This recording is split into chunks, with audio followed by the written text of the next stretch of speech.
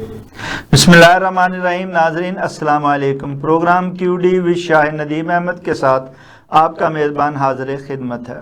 नाजरीन, एक तरफ पाकिस्तान के बाद इसराइल भी अमरीकी सदर डोनाल्ड ट्रंप को नोबल अमन इनाम के लिए नामज़द कर रहा है, तो दूसरी जानब अमरीका इसराइल को ईरान पर दोबारा हमला करने की इजाज़त देने पर गौर कर रहा है, जबकि भारत अपने जाराना अज़ाइम से बाज नहीं आ रहा है। इस सूरत हाल में हुकूमत हाइब्रिड निज़ाम के साथ चलने की बातें कर रही है, अपनी मजबूरियों और अपनी बेख्तियारियों का रोना भी रो रही है। क्या इस तरह से आजमाए हुओं के साथ एक बार फिर आजमाया फार्मूला ही आजमाया जाएगा और सारे बिगड़े मामलात को सुधारा जाएगा? इस पर इज़हार ख्याल के लिए आज हमने मारूफ सीनियर कॉलम निगार तजिया कार जनाब मज़हर बरला साहब को मदऊ किया है। हम उनके इंतहाई शुक्रगुजार हैं कि अपने मसरूफियात में से वक्त निकाल कर वीडियो लिंक पर हमारे प्रोग्राम में शरीक हो रहे हैं। जी मज़हर बरला साहब, पाकिस्तान के बाद इसराइल ने भी सदर ट्रंप को नोबल अमन इनाम के लिए नामज़द कर दिया है, तो इसके बाद इस हुकूमत पर एतराज का जवाब तो ख़त्म हो जाता है फिर जनाब मज़हर बरला साहब? बहुत शुक्रिया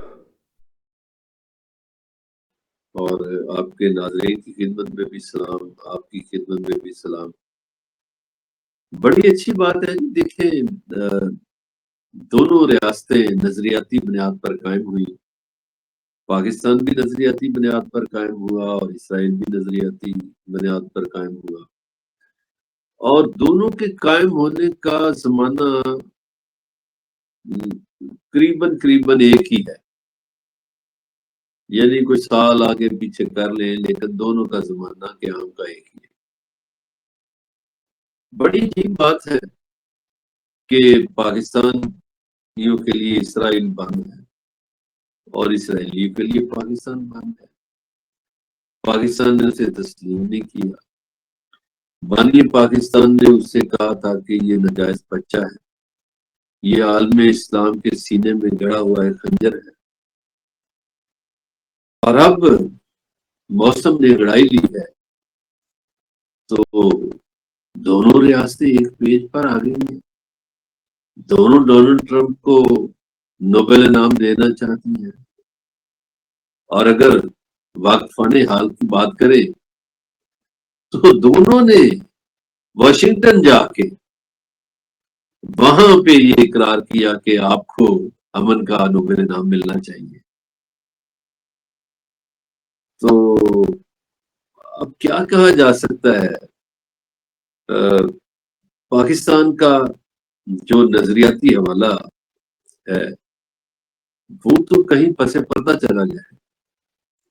अगर हम तारीख के औराक को जरा उलट पुलट करें तो 1936 में अल्लामा इकबाल ने फलस्तीन कॉन्फ्रेंस में शिरकत की थी, और मैं हैरान हूँ इकबाल की दूरअंदेशी पर कि अल्लाह ताला ने उस शख्स को क्या विजन दिया था कि उसने एक सदी पहले कह दिया था कि फलस्तीन के मामले पर अरबों पे इतबार ना करना। यानी ये जो जुब्बे पहने आ जाते हैं ना अरब, उन पे इतबार ना करना। फिर उसके बाद जब पाकिस्तान बन जाता है तो पाकिस्तान के क़याम के बाद कायदे आज़म रहमतुल्लाह अलैह के फरमानात है कि एक नाजायज रियासत है, ऐसे ही जैसे एक नाजायज बच्चा होता है, हम इसे कभी तस्लीम नहीं करेंगे। फिर उसके बाद कई पाकिस्तानी हुक्मरानों को शौक चढ़ाया। जो 90 की दहाई में मियां नवाज शरीफ का दौर था, उसमें कुछ उलमा को भी भेजा गया, उसमें दानिशवर भी थे, कोई मुशर्रफ दौर में भी शायद गए होंगे। और फिर ये हमारे कुछ ताकतवर लोग इस तरह की गेम्स जाते हैं कि इमरान खान के दौर में भी एक मीटिंग का तस्करा करते हैं अहमद मीर। उन्होंने कहा जी कोई 12-14 साहबी बुलाए हुए थे वज़ीर आज़म हाउस में, تو اس میں کچھ صحافی ایسے تھے جیسے ایجنڈے کے تحت سوال کر رہے تھے کہ جی اسرائیل کون سا ہمارا ہمسایہ ہے، ہماری کون سی اس کے ساتھ سرحدیں لگتی ہیں، ہماری کون سی اس سے ڈائریکٹ دشمنی ہے، اور ہم اسرائیل سے مناسب نہ رکھ کے کتنا تجارتی نقصان کر رہے ہیں، ہم دنیا سے کٹے ہوئے ہیں، فلاں ہے فلاں ہے۔ جب انہوں نے اتنے ملکوں نے تسلیم کر لیے تو ہم کیوں نہیں کرتے، وہ ہمارا جھگڑا ہی کوئی نہیں ہے اسرائیل سے۔ اچھا جی، یہ باتیں ہوتی رہی اور وزیر اعظم جو تھے عمران خان وہ سنتے رہے، وہ حیران تھے کہ یہ کس طرح کی باتیں کر رہے ہیں سارے۔ حامد میر صاحب بتاتے ہیں کہ میں چپ چاپ بیٹھا تھا، تو انہوں نے میری طرف دیکھتے ہوئے انہوں نے کہا، چونکہ اس وقت جو وفاقی وزیر تھی اطلاعات کی، وہ انہی صحافیوں کو زیادہ موقع دے رہی تھی جو ایجنڈے پر تھے یا جو یہ بات کرنا چاہتے تھے۔ تو حامد میر صاحب کہتے ہیں کہ مجھے وزیر اعظم نے پوچھا کہ آپ بتائیں آپ کیوں چپ ہیں، آپ کے خیال میں کیا ہونا چاہیے؟ تو حامد میر صاحب کہتے ہیں کہ میں نے کہا جی آپ اپنے اوپر تصویر دیکھیں کس کی لگی ہے۔ تو وہ عمران خان نے گردن گھمائی اور کہا یہ قائد اعظم کی تصویر ہے۔ تو حامد میر نے پھر کہا کہ قائد اعظم کا اسرائیل کے بارے میں ایک موقف ہے۔ اس کے بعد اس نے ہاتھ پہ ہاتھ مارا وزیر اعظم نے، اس نے کہا یہی ہمارا موقف ہے جو قائد اعظم کا موقف ہے، اور قائد اعظم نے چونکہ کہا تھا یہ ناجائز ریاست ہے، ناجائز بچہ ہے، اسے تسلیم نہیں کرنا، ہم بھی نہیں کریں گے۔ حامد میر صاحب کہتے ہیں کہ اس کے فوراً بعد میٹنگ ختم ہو گئی، اور جب میں آ رہا تھا، راستے میں تھا، دفتر آ رہا تھا، تو مجھے کچھ بڑے بڑے طاقتور لوگوں کے فون آئے۔ انہوں نے کہا یہ آپ نے کیا کیا، آپ کو کیا مصیبت پڑی ہے اسرائیل کی مخالفت کی، آپ کیوں مخالفت کرتے ہیں، آپ نے کیوں قائد اعظم کی بات کی، اور کوئی آپ کا یہ کالم نہیں چھپے گا، اس پہ کوئی آپ کا ٹکر نہیں چلے گا، ہم دیکھیں گے نا۔ کہتا میں نے سن لی، ٹھیک ہے بھائی۔ پھر عمران خان صاحب نے 2 دفعہ جنرل باجوہ کے کہنے کے باوجود اسرائیل کو تسلیم کرنے سے انکار کیا۔ وہ باجوہ صاحب جب بھی جاتے تھے تو اسرائیل کی تسلیم کی بات کرتے تھے، تو عمران خان آگے سے کہتے تھے کہ بھائی جو قائد اعظم کی پالیسی ہے وہی ہمارے، قائد اعظم کا جو فرمان ہے وہ مقدم ہے۔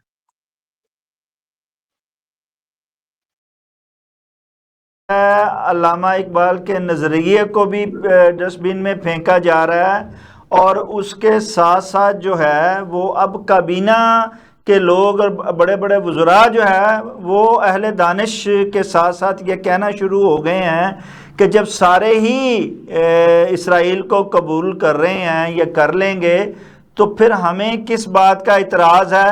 اچھا، اس کے ساتھ یہ ہے کہ جہاں ایک پاکستان تو اس نہج پہ کھڑا ہے کہ جی ٹھیک ہے دیکھتے ہیں، اگر سارے قبول کرتے ہیں تو ہم بھی کر لیتے ہیں، ہماری کون سی ان سے دشمنی ہے، لیکن امت مسلمہ کو ساری کو دیکھیں تو وہ بھی بدلتی ہوئی دکھائی دے رہی ہے۔ نہ قبلہ اول یاد رہا ہے کسی کو، نہ فلسطین اب یاد آ رہا ہے کسی کو، جبکہ بمانگ دوحل اسرائیل کہہ رہا ہے کہ فلسطین کی ریاست جو ہے وہ کسی صورت قائم نہیں ہو سکتی کیونکہ وہ ہمارے لیے خطرہ ہے۔ جی اچھا جی، اب لائنوں میں ختم کرنا چاہتا تھا لیکن آپ نے سوال کر دیا، اچھا ہے لوگوں کو پتہ چل جائے یہ معاملہ ہے کیا۔ اب جب اس وقت عمران خان نے انکار کیا تو ظاہر ہے اس وقت یہ ابراہیم کارڈ پہلی دفعہ انٹروڈیوس ہوا تھا ٹرمپ کے پہلے دور میں۔ اب وہ مشرق وسطی آئے، وہاں سے جو لوٹ مار کرنی تھی، جگہ ٹیکس لینا تھا، بھتا لینا تھا، لے کر چلے گئے، اور انہوں نے کہا ابراہیم کارڈ پہ عمل درآمد ہوگا۔ اب پاکستان کے حوالے سے امریکیوں کا یہ کہنا ہے کہ آپ کی سویلین گورنمنٹ کے ذریعے قبولیت ہو، اسرائیل کی تسلیم کرنا جو ہے وہ سویلین گورنمنٹ کرے۔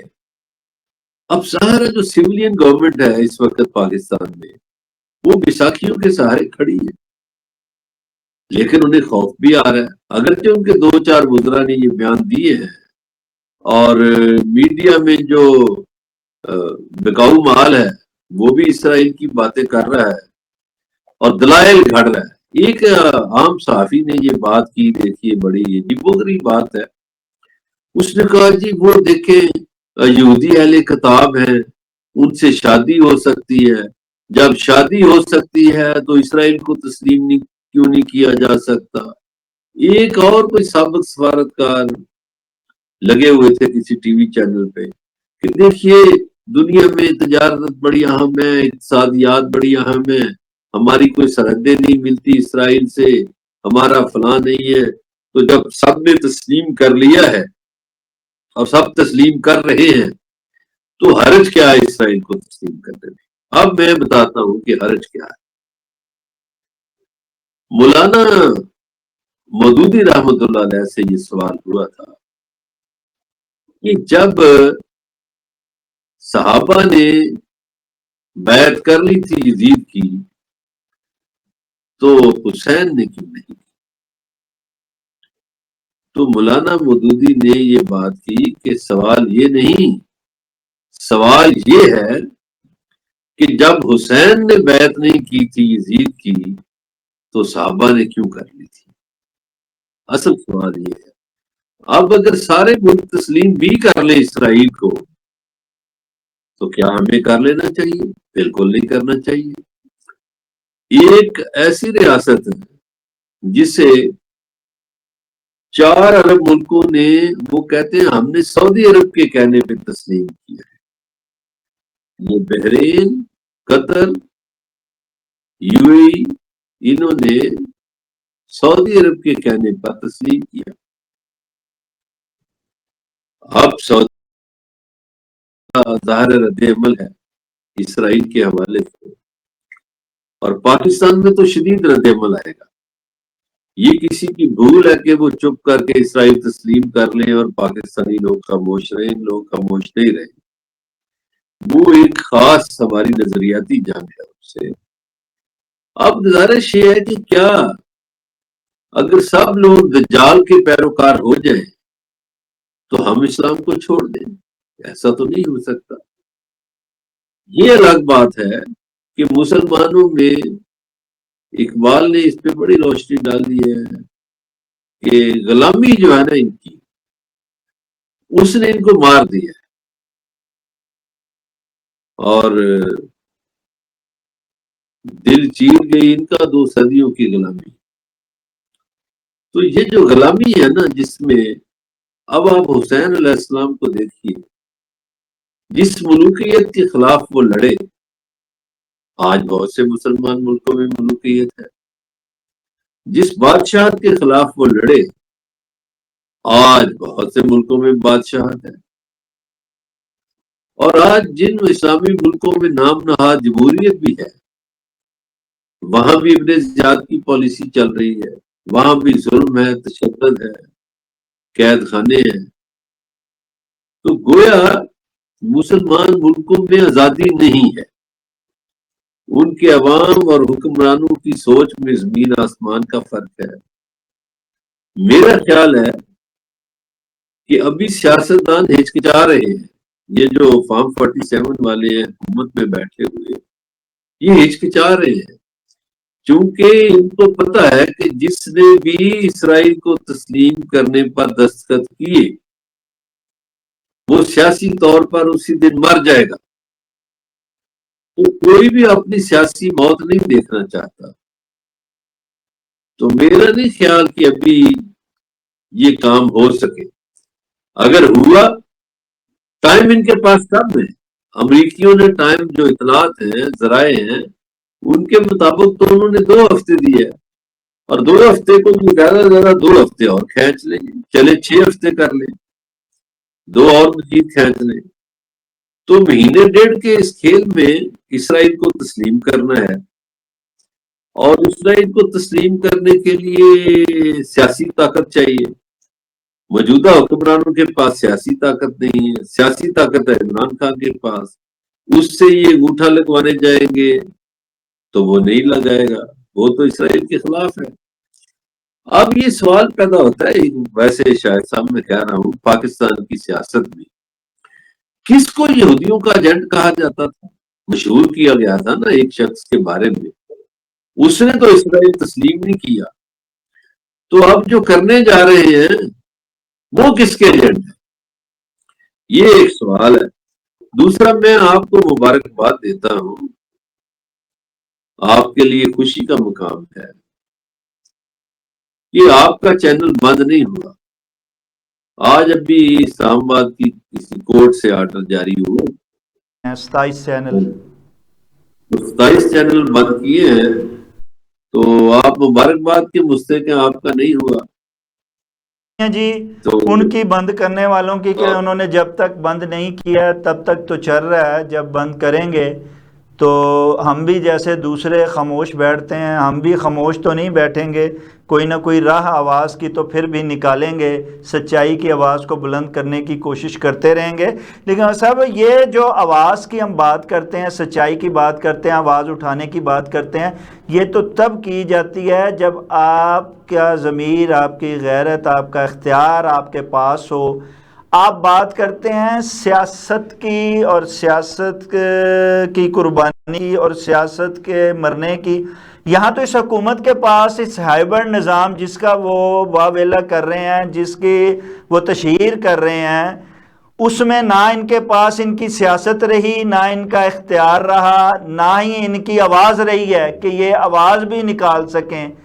تو یہ کیسے مزاحمت کریں گے اس کے خلاف، اسرائیل کو نہ مانے؟ بلکہ تو یہ تو اتنے تابع دار ہیں کہ یہ میرا خیال ہے اشارہ ہی کافی ہوگا ان کے لیے، اس نام نہاد جمہوری نظام کے لوگوں کے لیے۔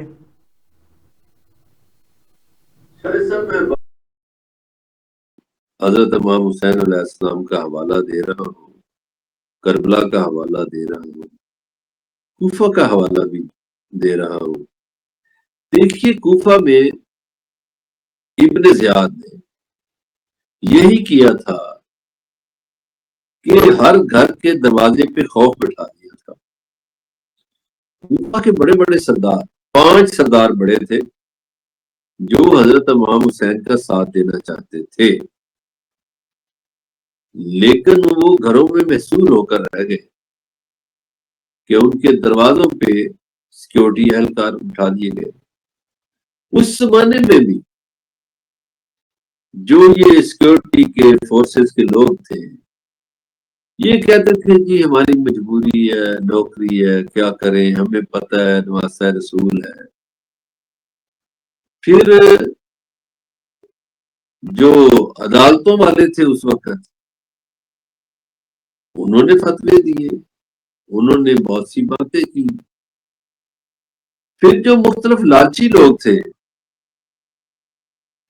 جن کو عہدوں کا لالچ تھا، جیسے عمر ابن سعد کو رے کی حکومت کا لالچ تھا، ابھی بھی یہ لالچی لوگ ہیں جو جڑے ہوئے ہیں اقتدار کے ساتھ، ان کا کوئی نظریہ نہیں، لیکن مجھے لگتا ہے ان میں لڑائیاں اندر کھاتے ہو رہی ہیں۔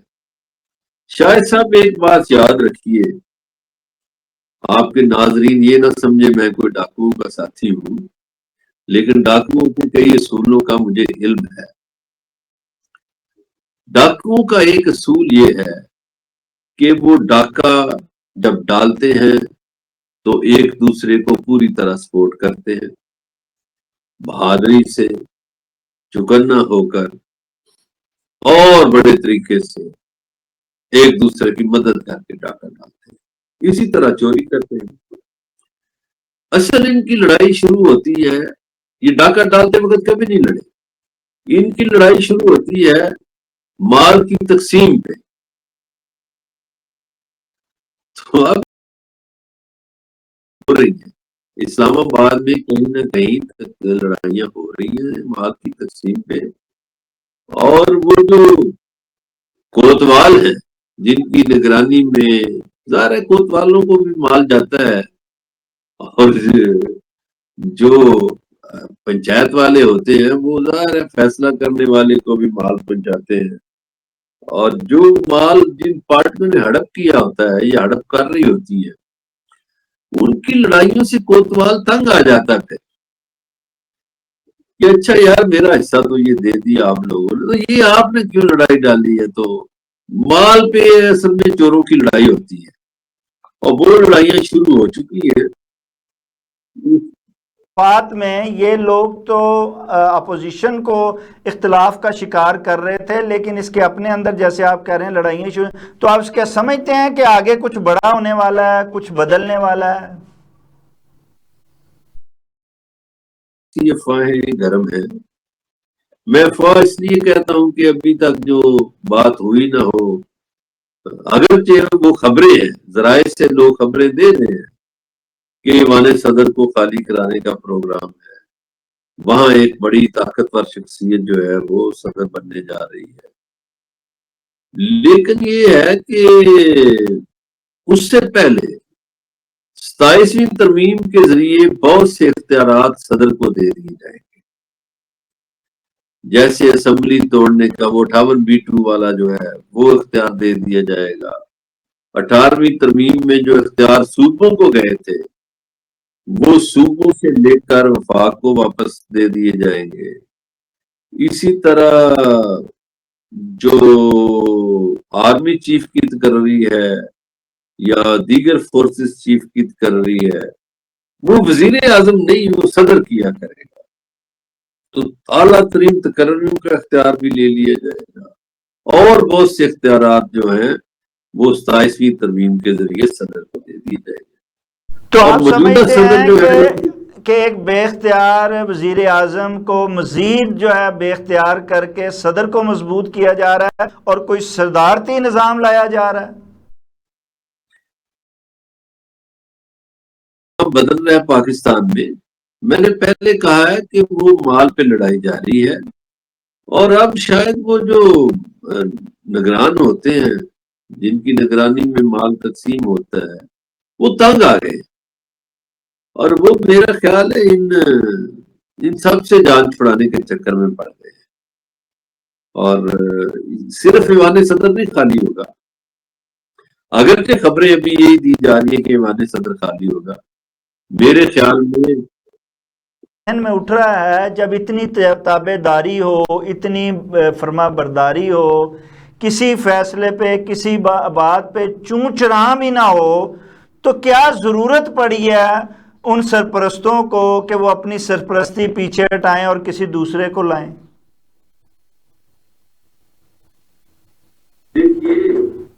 شاہد صاحب اقتدار کی ہوس کی وہ آگ ہے جس سے صرف قبر کی مٹی ٹھنڈا کرتی ہے، اختیارات چاہتے یہ دنیاوی طاقتوں کا ایک اصول ہے، وہ اپنے اختیارات کا پھیلاؤ چاہتے ہیں، اور جب انہیں ٹائم مل جاتی ہے وہ کہتے ہیں اب اس کا رپورٹ بھی چاہیے، فلاں بھی چاہیے، وہ جب مل جاتا ہے فلاں بھی چاہیے، یعنی وہ اپنے اختیارات کو لامحدود کرنا چاہتے ہیں، وہ یہ بھی نہیں گوارا کرتے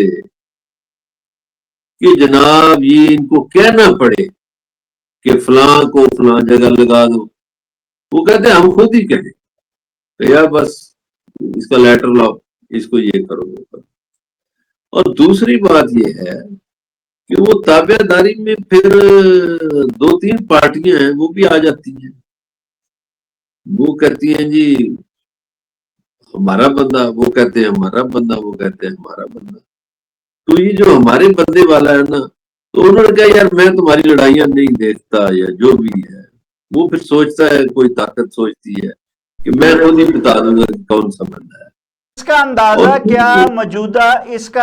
اندازہ کیا موجودہ اتحادیوں کو بھی ہو چکا، حکمرانوں کو ہو چکا ہے، شاید اسی لیے یہ شوشے چھوڑے جا رہے ہیں حکمرانوں کی ہی طرف سے کہ جناب نواز شریف اور شہباز شریف کی اڈیالہ جیل میں ملاقات ہو سکتی ہے، عمران کو منایا اور باہر لایا جا سکتا ہے، اور چودھری نثار کو بھی اس طرف لگایا جا سکتا ہے۔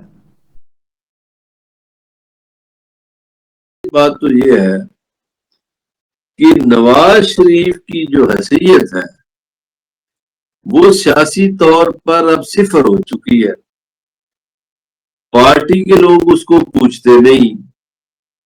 میں 2-3 واقعہ سناؤں گا جس سے آپ کو اندازہ ہو جائے گا کہ ان کی حیثیت کیا ہے.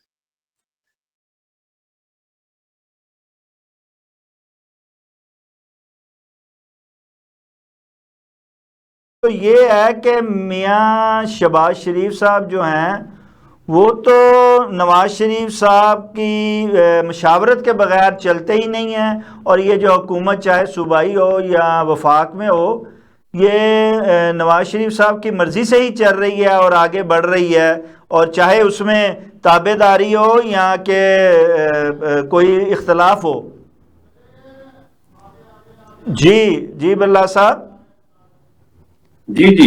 میں نے کہا کہ وہ جو عام ایک تاثر ہے کہ شہباز شریف بغیر نواز شریف کی مشاورت کے چل ہی نہیں رہے ہیں، یہ نہ سمجھا جائے کہ حکومت جو ہے وہ شہباز شریف کی ہے اور نواز شریف جو ہے وہ بالکل زیرو یا مائنس ہو چکے ہیں. یہ پھر کیوں کہا جاتا ہے اور یہ کیوں ظاہر کروایا جاتا ہے پنجاب حکومت کی طرف سے بھی اور وفاق حکومت کی طرف سے بھی؟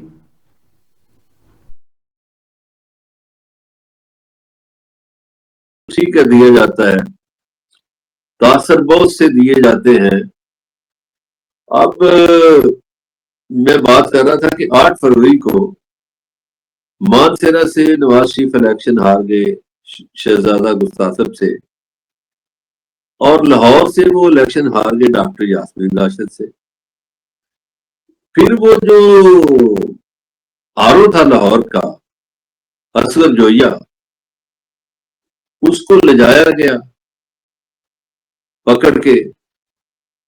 یہ جو گورنمنٹ کالج لاہور ہے، جی سی یونیورسٹی، وہاں ایک کیمپ آفس بنا ہوا تھا چیف سیکرٹری کا اور آئی جی کا اور طاقتور لوگوں کا. تو وہاں پہ ان پہ تشدد کیا گیا. پہلے پولیس والوں نے بھی کیا تشدد. اب یہ باتیں کافی آ چکی ہیں میڈیا پر، تو انہوں نے انکار کر دیا کہ میں نہیں کر سکتا بھی سائن اس جعلی جو فارم 47 ہے. خیر، پھر یہ میرے دوست ہیں اعظم چودھری، لاہور میں صدر رہے پریس کلب کے، ان کا حلقہ بھی یہی تھا. تو وہ کچھ لوگ ان کو بھیجتے تھے رزلٹ. ایک نے کوئی 40-45 پولنگ اسٹیشنوں کا بھیجا رزلٹ، ایک دوسرے بندے نے کوئی اتنے پولنگ اسٹیشنوں کا بھیجا. تو کل ملا کے نواز شریف 3 سے 4 پولنگ اسٹیشنوں میں جیت رہے تھے، باقیوں میں تو ڈاکٹر یاسمین جیتی. اچھا، جب آر او نے سائن نہیں کیے تو اس کو مارا، اس کا ہونٹ زخمی ہو گیا، اور پھر اس کو زبردستی چھٹی دے دا کے اسپتال بھیج دیا گیا، اسپتال بھی داخل کروا دیا.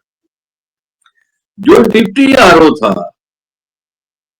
وہ کوئی پتہ نہیں کسی اسکول کا ہیڈ ماسٹر تھا یا کوئی پروفیسر تھا یا جو بھی تھا، وہ اکڑ گیا. اس نے کہا جی اتنے پیسے لاؤ میں پھر سائن کروں گا. میں تو پیسوں کے بغیر سائن نہیں کرتا. اسے پھر وہ پیسے دیے گئے اور پھر سائن ہوئے. اور اس کے بعد یہ تھی، انہیں لایا تو گیا تھا وزیر اعظم بنانے، تو وزیر اعظم کیوں نہیں بنے؟ ان کو بے حیثیت کر کے تو ان کا بھائی وزیر اعظم بنا نا، ان کا بھائی وزیر اعظم بنا. پھر شروع میں جو ان کی بیٹی وزیر اعلیٰ بنی تو انہوں نے کہا جی نواز شریف جو ہے وہ ہر اجلاس میں بیٹھا کریں گے، کیبنٹ کو مشورے دیں گے، فلاں دیں گے، ہم ان کے تجربے سے سیکھیں گے. اس بیچارے کے تجربے سے خاک سیکھنا تھا. وہ تو رائمنڈ میں اس نے کبوتر پال لیے، اور اس کا جو شوق تھا وہ کبوتر بازی کا گورنمنٹ جو رہتا تھا اس نے وہ پورا کرنا شروع کر دیا. تو یہاں 3 گروپ ہے مسلم لیگ نون میں. جو شہباز شریف کا گروپ ہے وہ بھی انجوائے کر رہا ہے، جو مریم نواز کا گروپ ہے وہ بھی انجوائے کر رہا ہے، جو نواز شریف کا گروپ ہے وہ پسے پردہ چلا گیا. کدھر ہے جاوید لطیف؟ ہر دوسرے دن وہ ہر روز ٹی وی پہ بیٹھتے تھے، بڑے پروگرام کرتے تھے. بھی ہیں ہاں لیکن وہ شتم بات کدھر گئی؟ اسی طرح اور لوگ جو ہیں اب آ جائیے چودھری نثار علی خان کی طرف. سنا ہے کہ ایک شہباز شریف کے جانے سے پہلے مری پہ میٹنگ ہوئی. ہاں اس میٹنگ میں نواز شریف شریف تھے، مریم نواز بھی تھی اور شہباز شریف بھی. تو جب شہباز شریف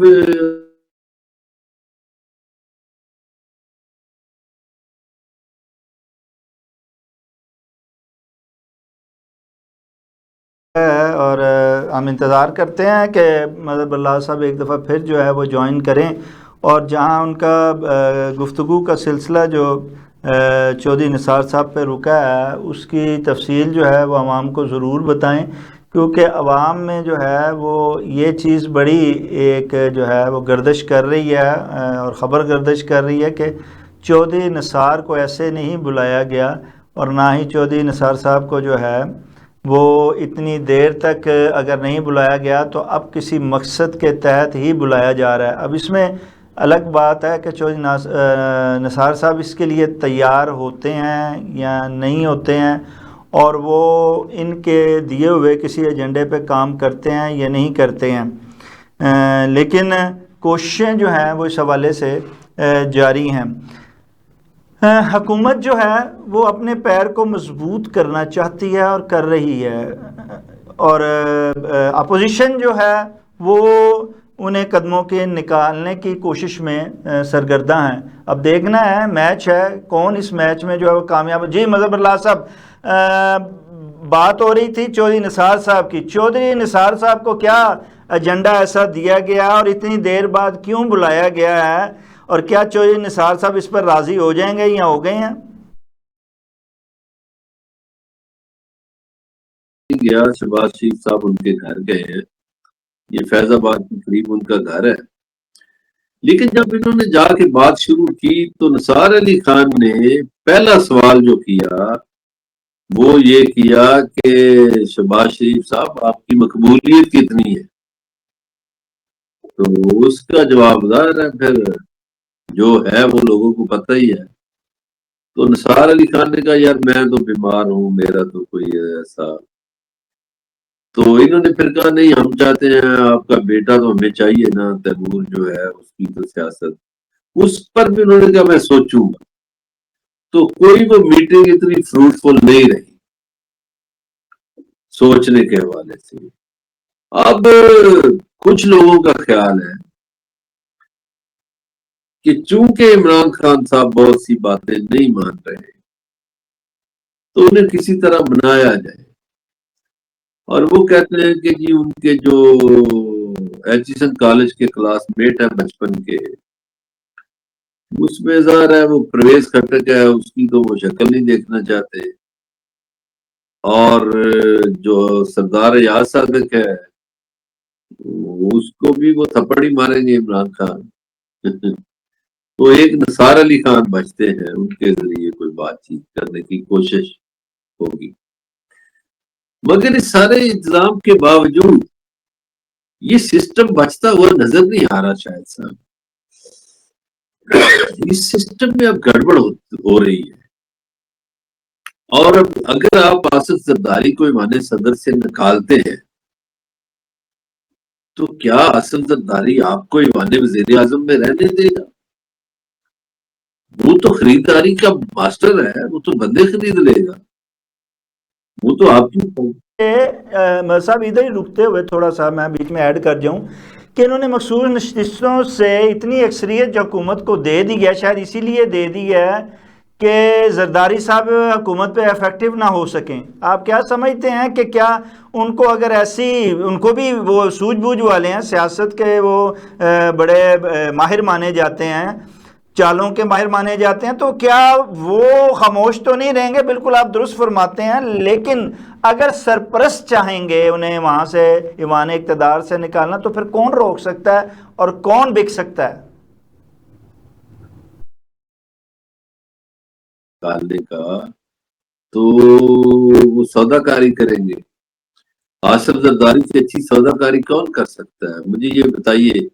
ابھی بھی 2 صوبوں میں اس کی حکومت ہے، خود وہ صدر ہے، 2 صوبوں میں اس کے گورنر ہے، قومی اسمبلی کا ڈپٹی اسپیکر اس کا ہے، سینٹ کا چیئرمین اس کا ہے.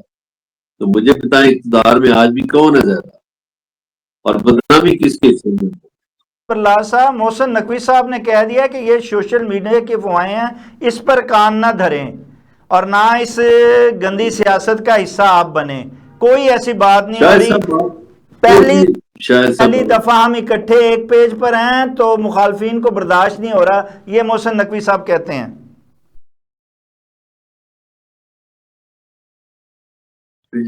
ہر دفعہ کہا جاتا ہم ایک پیج پہ ہیں.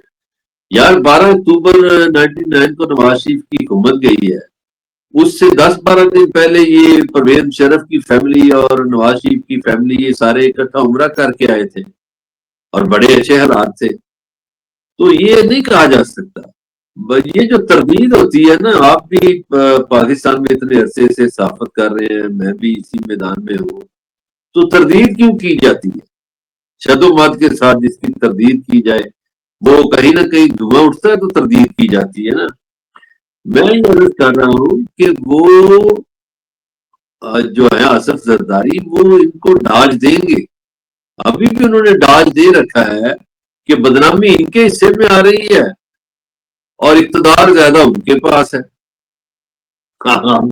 اقتدار کا اگر آپ حساب کریں تو زیادہ اقتدار آصف زرداری کے پاس ہے اور بدنامی ان کے پاس ہے.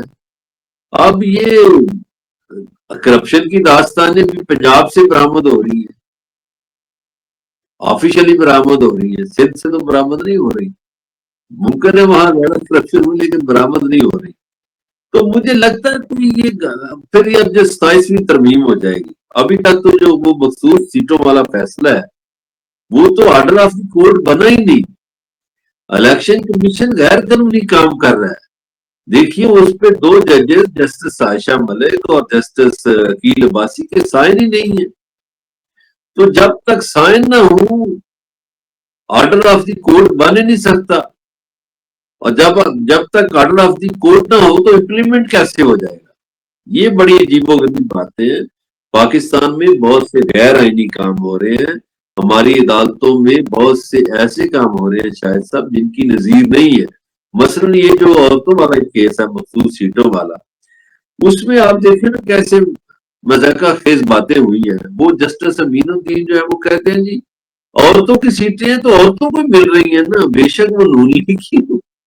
یعنی یہ عجیب ڈرامہ ہے کہ جی عورتوں کی سیٹیں عورتوں کو مل رہی ہیں نا.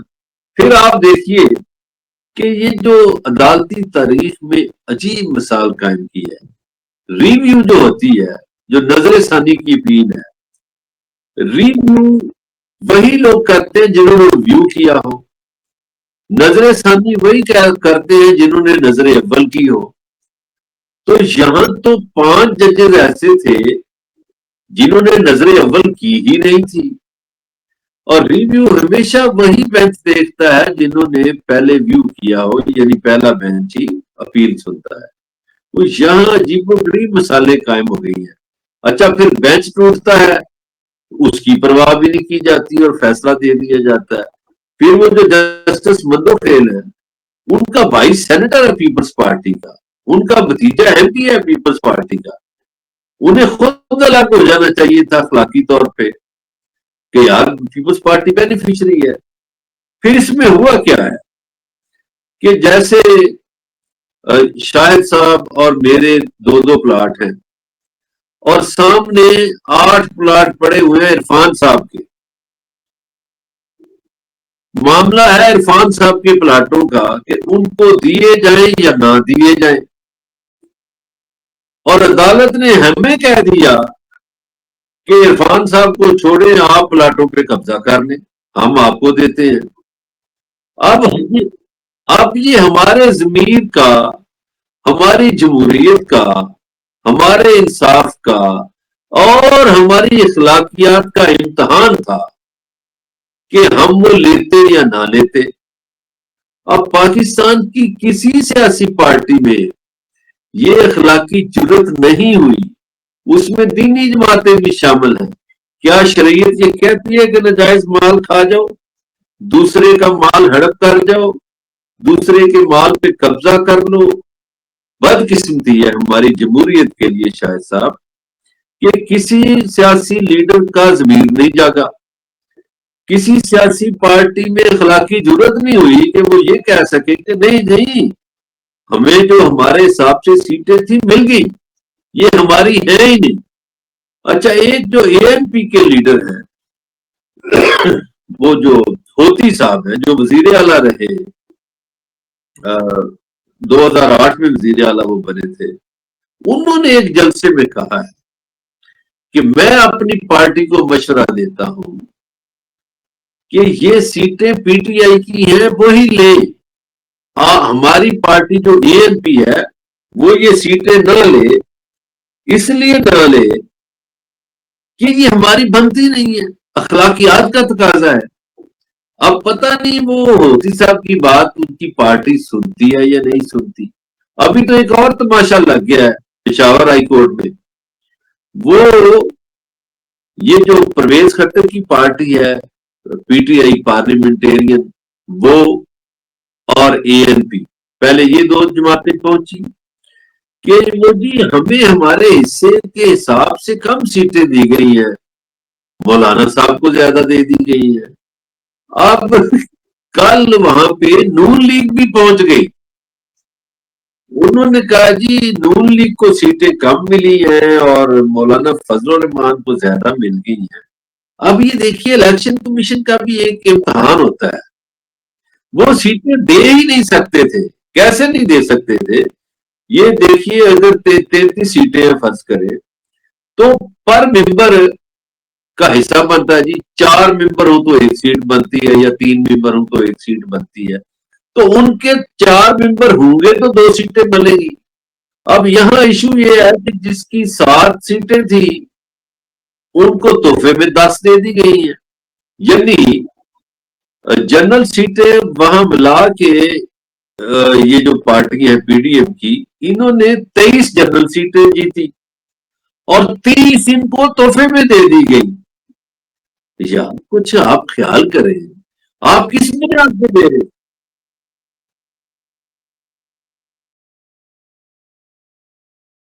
نظام کے تحت ہو رہا ہے، اس میں نہ اداروں کی ساکھ رہی ہے، نہ اداروں کے پاس جو ہے وہ کوئی فیصلہ کرنے کی جو ہے وہ طاقت رہی ہے۔ سارے ہی ادارے جو ہیں وہ ایسے بے اختیار سے ہوتے ہوئے دکھائی دیتے ہیں۔ جب اس طرح کی صورتحال ہے تو پھر یہ حکومت میں ایوان اقتدار میں بیٹھے ہوئے لوگ یہ کیوں کہتے ہیں کہ یہ ہائبرڈ نظام وقت کی ضرورت ہے اور اس کے ساتھ ہی چلا جائے گا اور اس کے ساتھ ہی آگے بڑھا جائے گا؟ یہ چپکے ہوئے اقتدار کے ساتھ ان کو پتا ہے کہ ہم لوگوں کے ووٹوں سے جیت کر نہیں آئے، اس لیے یہ وزراء بیانات دے رہے ہیں کہ چلو جتنے دن دیہڑیاں لگتی ہیں لگا لو۔ ایسے ہی لوگ تھے جو کہتے تھے کہ یزید جو ہے وہ جی اب وقت کی ضرورت ہے، وہ حکمران بن گیا ہے تو اس کو بس جیسا ہے چلائے۔ اس وقت بھی ہائیبریڈ نام تھا، لفظ اور بولے، اس وقت بھی وہاں کا جو جج تھا وہ فیصلے دے رہا تھا یزید کے حق میں۔ وہاں جو اس وقت جو مولوی تھے، علماء کرام جو حافظ تھے، وہاں وہ 18,000 تھے جنہوں نے امام حسین کے خلاف فتوے دیے یزید کو۔ یہ میں تو نہیں کہہ رہا، یہ تاریخ بول رہی ہے، تاریخ بتاتی ہے۔ ہمارے یہ جو صوفی شاعر ہیں سلطان بابو، یہ کہتے ہیں نا 18,000 جو عالم تھا، ٹھیک ہے، تو آگے کیوں نہیں آئے وہ؟ تو اس وقت بھی ہائیبریڈ نظام تھا یزید کے دور میں بھی، تو آج بھی وہی ہائیبریڈ نظام ہے بھائی۔ وہ یہ اس لیے کہہ رہے ہیں، یہ جو حکومتی لوگ ہیں یہ چونکہ اقتدار کے ساتھ چپکے ہوئے ہیں اور انہیں پتا ہے کہ یہ جعلی طریقے سے آئے ہیں، سو جتنے دن لگا لے اتنے دن ہی بہتر ہے، یاشیاں کر رہے ہیں۔ آپ دیکھیے نا، یہ غریب ملک ہے، مقروض ملک ہے، شاہد صاحب اب یہ کہا جا رہا ہے قومی اسمبلی اور ان کی طرف سے کہ وہ جی خواتین کی جو مخصوص سیٹیں ہیں ان کو ہم تنخواہیں شروع سے دیں گے، یعنی ملکی خزانے پر اور بوجھ پڑے گا۔ تو ابھی لیکن ایک اور بات ہے، اس سب کے باوجود کوئی اسٹیبلشمنٹ کے کسی ایک ادارے نے ایک سروے کرایا حالیہ، اس میں 88% مقبول ہے عمران خان، اور وہ سرکاری سروے ہے، غیر سرکاری تو نہیں ہے نا، ہم نے تو یہی سنا ہے، یہی بتایا گیا ہے۔ لیکن آخری تو سوال اگر مظہر بلّاس صاحب، اس میں کوئی شک نہیں ہے کہ عمران خان مقبول ترین لیڈر ہیں، عوام جو ہے وہ انہیں چاہتی ہے، لیکن عوام جو ہے ان کے لیے باہر نہیں نکل پاتی ہے، نہ نکل رہی ہے۔ تو عوام جب تک باہر نہیں نکلے گی، یہ مقبولیت جو ہے یہ قبولیت میں تو نہیں بدلے گی۔ قبولیت یہ تھوڑا سا اختلاف ہوگا۔ قبولیت ہم چاہتے ہیں خدا سے کے ہاں سے ہو، کسی اور گھر سے نہیں۔ یہ دنیاوی جو سیاست ہے اس میں ظاہر ہے، پاکستانی جو سیاست میں اس میں قبولیت کسی اور گھر کی طرف اشارہ کیا جاتا ہے۔ میں پھر مثال وہی دوں گا کہ خوف کا بت ٹوٹتے ٹوٹتے کچھ دیر لگتی ہے، کوفہ میں بھی یہ خوف کا بت ٹوٹ گیا تھا، اور واقع کربلا کے کچھ عرصہ بعد پوری اسلامی سلطنت میں شورش آ گئی تھی، برپا ہو گئی تھی۔ پھر اس کو دیکھیے نا، 61 ہجری میں یہ واقعہ کربلا ہوتا ہے، 62 ہجری میں مدینہ پر چڑھائی کرنی پڑتی ہے یزید کو، اور وہاں بہت ظلم ہوتا ہے۔ اس کی تفصیلات یقیناً آپ کے علم میں ہے، ناظرین کے علم میں ہے۔ اور اس سے اگلے سال 63 ہجری میں خانہ کعبہ پر حملہ کر دیا جاتا ہے یزید کی طرف سے، لیکن یہ سارا ستم اس کو بچا نہیں سکا، اس کی حکومت ختم ہو گئی۔ اس کا پلان بھی تو لمبا تھا نا، لمبا پلان تھا، جوان تھا۔ زبردست جو میں نے سنا اور میں حیران ہو گیا کہ ہمارے بڑے کئی علماء دین جو ہیں وہ کہتے ہیں کہ یزید جو تھا وہ ذمہ دار نہیں تھا ان کی شہادت کا، یزید نے تو کہا ہی نہیں تھا، اسے تو پتہ ہی نہیں تھا۔ جبکہ آپ اس کا اگلا دور دیکھیں تو جو آپ نے جو بات کی ہے تو اس نے کون سی کسر چھوڑی ہے مسلمانوں پہ ظلم ڈھانے کی، مدینہ سے لے کے مکہ تک اور سارا عرب جو ہے وہ، تو اس کے بعد اب بھی یہی ہے۔ جی جی گزارش سن لیجیے، آپ نے بہت اچھا سوال کیا۔ ہمارے بہت سے مسلمان جو ہیں ان کا یہ مائنڈ کلیئر ہونا چاہیے کہ یزید ذمہ دار تھا یا نہیں تھا، اس کا جواب میں دیتا ہوں۔ اگر ان کی بات مان لیں کہ یزید ذمہ دار نہیں تھا، تو جب حضرت امام حسین علیہ السلام کا سر مبارک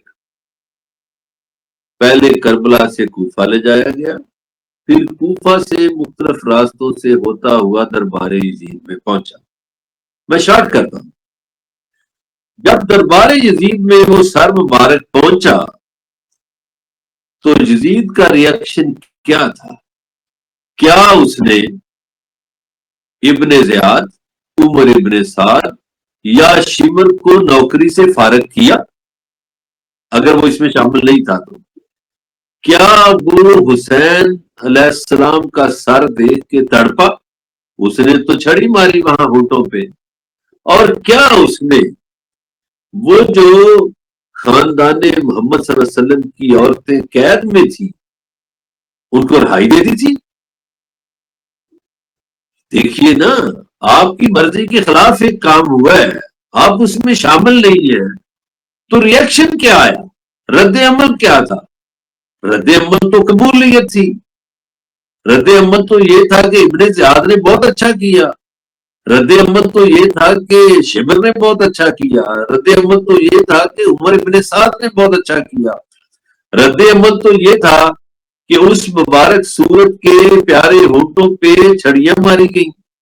رد عمل تو یہ تھا کہ قیدی خواتین کی تذلیل کی گئی، تو یزید کیسے ذمہ دار نہیں ہوا؟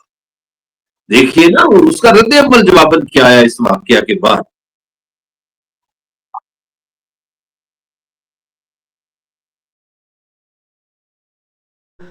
امام حسین رضی اللہ تعالیٰ عنہ کے خلاف فتوے دے رہے تھے یزید کے پاس بیٹھ کے۔